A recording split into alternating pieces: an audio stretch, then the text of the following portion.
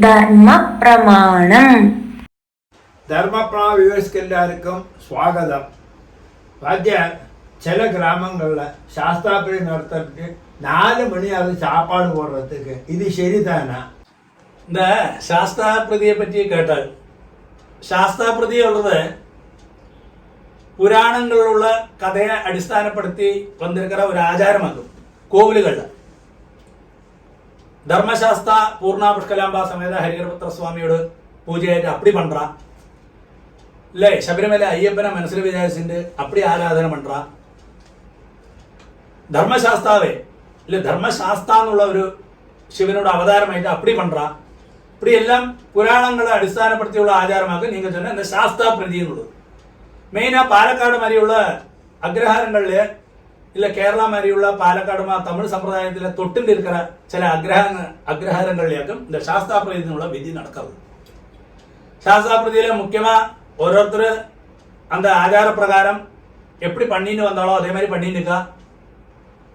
காத்தால லட்சார்ச்சனையிலேருந்து செலவா அப்படி பண்ணி சாஸ்தா பிரதி அன்னதானம் பண்றா. இதுல முக்கியம் வந்து அன்னதானம். சாஸ்தா பிரதியில அதாவது ஹரிஹரபுத்திர சுவாமி இல்ல ധർമ്മശാസ്താവെ അന്നദാന പ്രഭുതാക്കും പേര്. അതിനാലേക്ക് അന്നദാനത്തിന് ഇത്ര മുഖ്യം നടത്താം. அப்போ நான் நேரத்தை சொன்ன மாதிரி லட்சார்ச்சனை பண்ணுவா, செலவா அபிஷேகங்கள் பண்ணுவா, ருத்ராபிஷேகம் பண்ணுவா. அப்படி பல விதிகளும் இருக்குன்னு அர்த்தம். சுருக்கத்துல செலவா ருத்ரேகரிஷே பண்ணி சாஸ்தாபிரதி பண்ணுவா. அதுல முக்கியமானது சாஸ்தா பாட்டு, அந்த சாஸ்தாவை பிரீதிப்படுத்துறதுன்னு அர்த்தம் அந்த சமயத்துல. அது கழிஞ்சு அன்னதானமாக்கு முக்கியம், இதுல ഏറ്റവും முக்கியம். அப்ப இது ചില ഇടങ്ങളില് ചില അഗ്രഹാരങ്ങളിലേ ചൊല്ലാം. ഇപ്പൊ പാലക്കാട് മാതിരിയുള്ള ചില അഗ്രഹാരങ്ങളില് 2:30 മണിയാക്കുന്നത്, 3 മണിയാക്കുന്നത്, അല്ല 4 മണിയാക്കുന്നത്, ഇതെല്ലാം തെറ്റാന കാര്യമാക്കും. ഏതോ കാലത്തില് നമ്മൾ തെരിയാക്കി എന്നത്തെയാ പണിയിരുന്നത് ഇല്ലേ? அந்த காலத்துல கிருஷியும் அதாவது அக்ரிகல்ச்சர் சாப்பாடு தான் இருந்தது. அன்னைக்கு 11 மணி 10 மணி 11 மணிக்கு என்னாவது ஒரு லைட்டா என்னாவது ஆகாரம் பண்ணுவா. அது கழிஞ்சு 3 மணி 4 மணி நேரத்தை சாப்பிடுவா. அந்த ஒரு சிஸ்டத்திலே பூஜையும் வந்திருந்து என்று சொல்லி இந்த காலத்திலேயும் இப்ப டயபெட்டிஸ் இருக்கிறவா எத்தனை பேர் இருப்பா. அவ ஆனா பகவானை பிரீதிப்படுத்துறதுக்கு வேண்டி அங்க வந்து ஆராதனை பண்ணி இல்லை தொழுது அதுக்கு ശേഷം அவ வந்து ஆத்துல வந்து சாப்பிடுவா. കാരണം അവ ഡയബറ്റീസ് இருக்கிறவா. இன்னைக்கு எல்லாருக்குமே என்னாவது ஒரு കുറച്ചൽ இருக்குன்னு அர்த்தம், அசுகமாயிட்டு இருக்குன்னு அர்த்தம். ചുരുക്കത്തില് ചിലവർക്ക് ഫീവർ இருக்கலாம், ചിലവ கோல்டு இருக்கலாம், பல அசுகங்களும் உண்டு, டயபெட்டிஸ் இருக்கலாம். அப்போ ஆகார ரீதியும் எல்லாரோடும் மாறியாச்சு.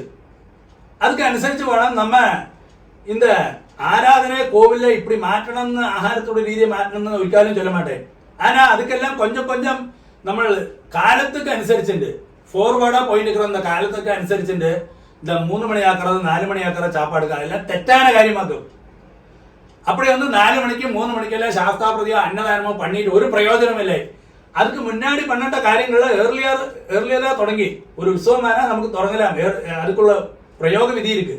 அந்த விதி பிரகாரம் ஏர்லியரா பண்ணி அந்த அபிஷேகங்கள்லாம் ஏர்லியா பண்ணி ஒரு 12 மணி 1 மணி வரை அந்த சாப்பாடு டைம் வச்சுருந்து കഴിഞ്ഞാൽ വയസ്സാനവാൾക്കും என்னவா അത്രയ്ക്കും സൗകര്യമായി இருக்கும்.